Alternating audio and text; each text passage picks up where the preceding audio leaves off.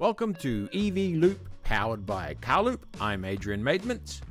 And I'm Akhtar, your host. This episode, EV pricing, how cheap is a Tesla to make, and what's Riz been thinking about. G'day, Riz. Hey, Adrian. Good to be on episode 14. Yes, it is episode 14, and you're out and about today, I presume. I am. I'm at an EV show here in Melbourne. It's a community-run show at Manningham City Council.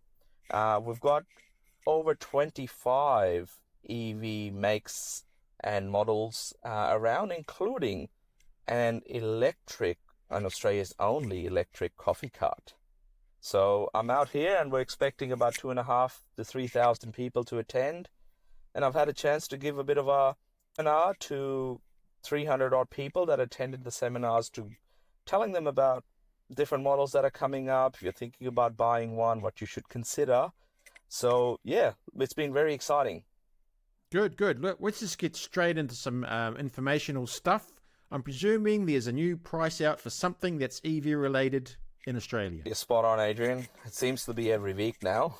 So this week, it's in some ways, a bit of a game changer. Leapmotor, which is being bought into Australia from Stellantis, that owns Jeep, Chrysler, Ram, a couple of other big brands, Maserati. They are planning on releasing the C10, which is their electric mid-sized SUV, sort of the same size as a Model Y or maybe a Toyota RAV4, and the pricing has been released, as you rightly said. $45,000. Guess the last three digits, Adrian. Guess the last three digits, given we know that this brand has a bit of Chinese heritage. I'm going to go with, only because I've read it, bar. 888, 45,888 for the base model, and then 49,888 for the sort of their top of the range. So there's only two variants that are coming into the market. Pretty interesting. Like, we have not had a car the size of a Model Y priced under $50,000 before. So in some way, it's a bit of a game changer. Yep. We'll see how that game changer cliche works once the car gets released, and we'll look at some stats. But that's good to know. It's good. That's a nice, affordable Tesla. If nothing else, it's expected to go leap and bound above what's been happening in the past, because it is a Leapmotor vehicle. We'll stop there on those lines there, Riz. We'll move on to something about less. We'll try less punny. Oh, actually, I was going to ask you about that car. That interior, that sort of orange color, is that the standard interior? It's one of the interiors, but hey, we need more color. Everything is becoming too bland, so I guess we'll see what it's like in the real world. That's a lot of color there is. Huh? That orange is a lot of color. It's a lot of color, but then again, I'm a bit weird, because I grew up liking the red interior that used to come in BMWs, so I don't know. But yeah, it is a lot of color, and I guess we'll see what it's like in person. Okay, and just moving on to something else coming out Australia very soon. Probably it'll come out it'll come out before this gets released. But the BYD Shark is having its official sort of release, and they've gone with a lot. I just want to mention the copy department. They've gone with, this is the ad: a big pond needs a big fish. Oh no, is that what they've come up with? It's on the ad. That's what the launch live stream has on it, is the ad. A big pond needs a big fish. Now, there's probably many of our listeners and viewers that have a Big Pond email address that was Telstra used to have something at bigpond.com. So maybe shark at bigpond.com. But yeah, okay, well, look, live streams on probably after this episode drops. October 29, 7 p.m. AEDT. That's it. So before that, we'll have the shark launch before this episode goes. Yeah, so we'll talk more about that next week once we've got all the facts and figures out. And moving on from that, I just sort of thought we'd tie in, since you've been, like, you're out and about today, you've been out and about for the last few days. Where have you been, and what have you been seeing? I have been at an event in Melbourne called All Energy. Now, it's the biggest clean energy conference in Southern Hemisphere. And when I say big, it's big. There were 6 halls full of battery, solar, charging, and that's exciting, but there's a lot more EV stuff coming in as well. So we had some of the biggest battery makers like CATL that supplies batteries to a lot of major brands, including Tesla's. BYD was there as well with their battery technology. A lot of the solar and inverter people were there selling their latest tech as well. It was quite good to see, but there was so much buzz in the atmosphere when I was there. A lot of our listeners, I ran into them, they came and said hi, not hard to pick me when I'm wearing a purple shirt, which for once I'm not doing today. Yeah, it was good to see so much activity. If this is what we have to look forward to in the electric vehicle space in the coming years, then it's very exciting. Yeah, and just on related sort of event news, Everything Electric's announced they're doing a second show next year, so they're going to be doing one in Sydney and then a Melbourne one later in the year, so that'll be good as well. They are, and I did manage to see some of our friends from Everything Electric at the All Energy show, and they're also making sure that we have both shows, the Sydney and the Melbourne show next year, are going to be pretty successful with the number of brands getting involved. It's a bit of a movement, so that's exciting to see. Okay, and let's move to the Tesla rumors and news desk, and let's start with Tesla rumors. Refreshed Model Y seen covered up in China.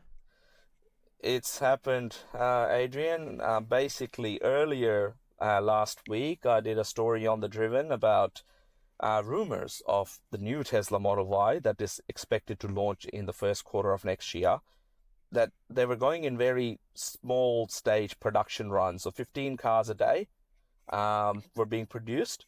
And not long after that, only days after that, there's cars that are seen on the back of trucks being driven around Shanghai, and also one being tested out on the street, all covered up from the front and the back. In that, couple of important design changes that I think are coming through. One is it will likely have a rear light bar that runs along the width of the car, and will also have a front light bar, giving it a very futuristic cyber look that we saw in the Robotaxi event. So yeah, there's, could be a rumor, could be reality, but it's all happening. The reason why we knew these were new cars was because in one of those shots that we captured at night, you could see the seats inside were the new version of the Model 3. So it's likely to carry over a lot of those new things that are in the Model 3, but obviously giving it a bit of a unique design look as well. It's quite a big step up, isn't it, on the interior? That's what they're expecting with this one. And I guess while we're touching on Teslas, they had the Q3 earnings call, and in that, the Tesla management team said that the affordable models will be here in the first half of 2025. There's also another article about saying they're the cheapest they are now to actually make.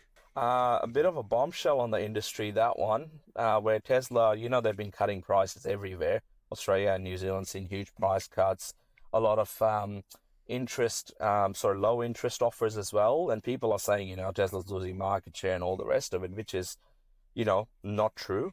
And one of the reasons why they've been dropping those prices, and they've always said this, is when the cost to build cars gets lower, we will pass it on to our customers.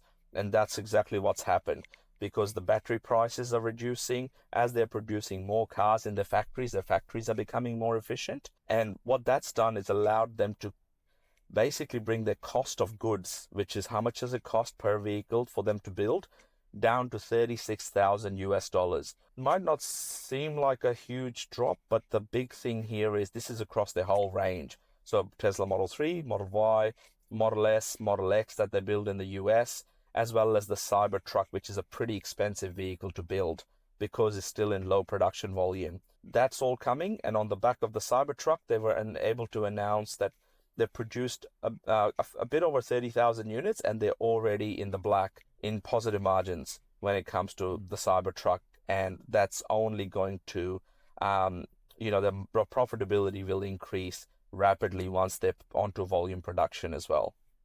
Yeah. Was that price the average across all the models?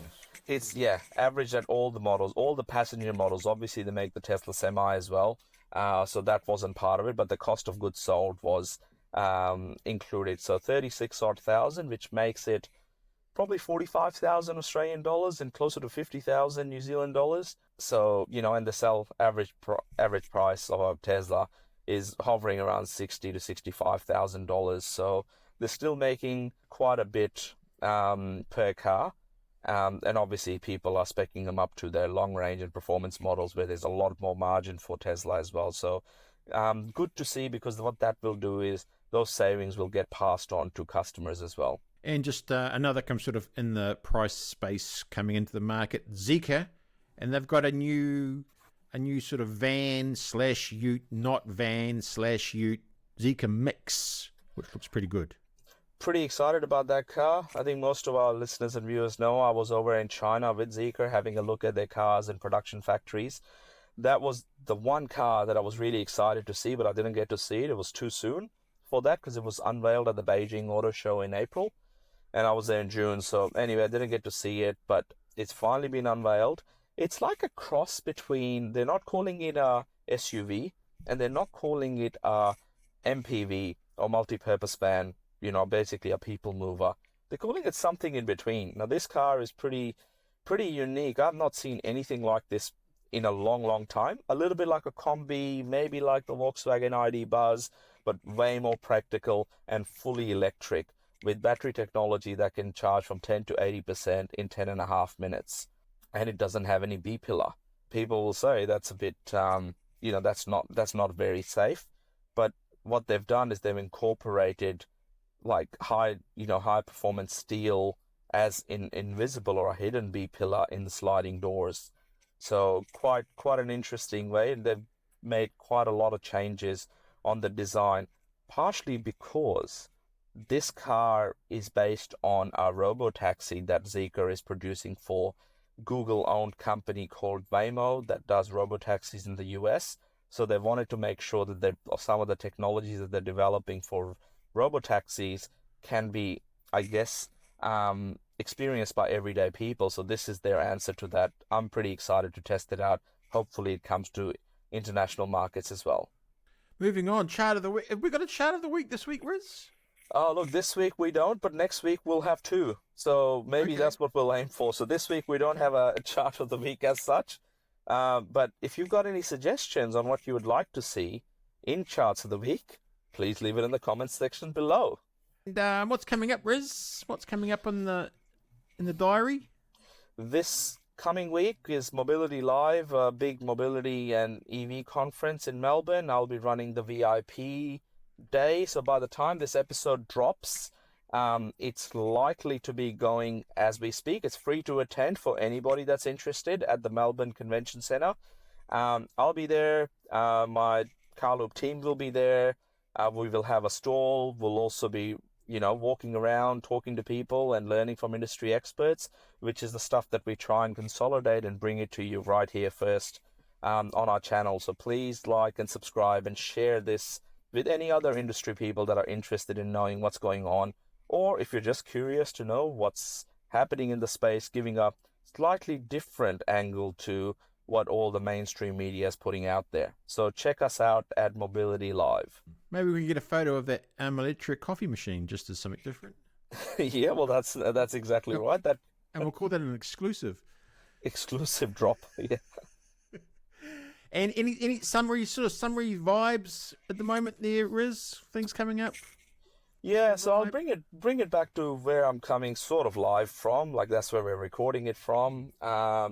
This show I helped them organize back in 2022. We had BYD Atto 3 was just launched.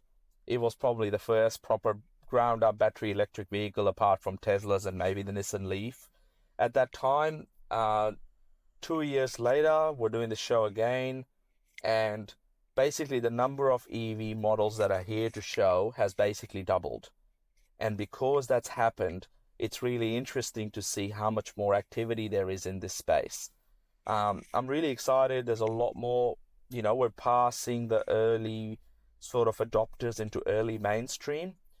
For that, we'll need way more chargers. We will need way more different variety of models, and we will need a lot of education.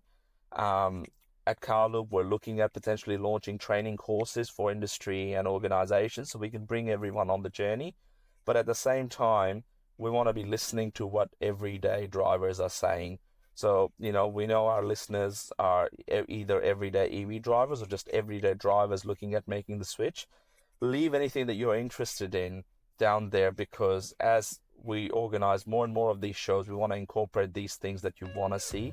So a lot has changed. It's moving very rapidly, and I'm just really excited for the end of 2024 and 2025. I think will be the best year ever so far.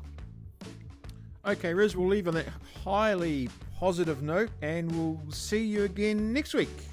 See you, Adrian. See you, everyone. Please like and subscribe to our channel and share any feedback that you have with us, and we'll aim to incorporate it in our upcoming episodes.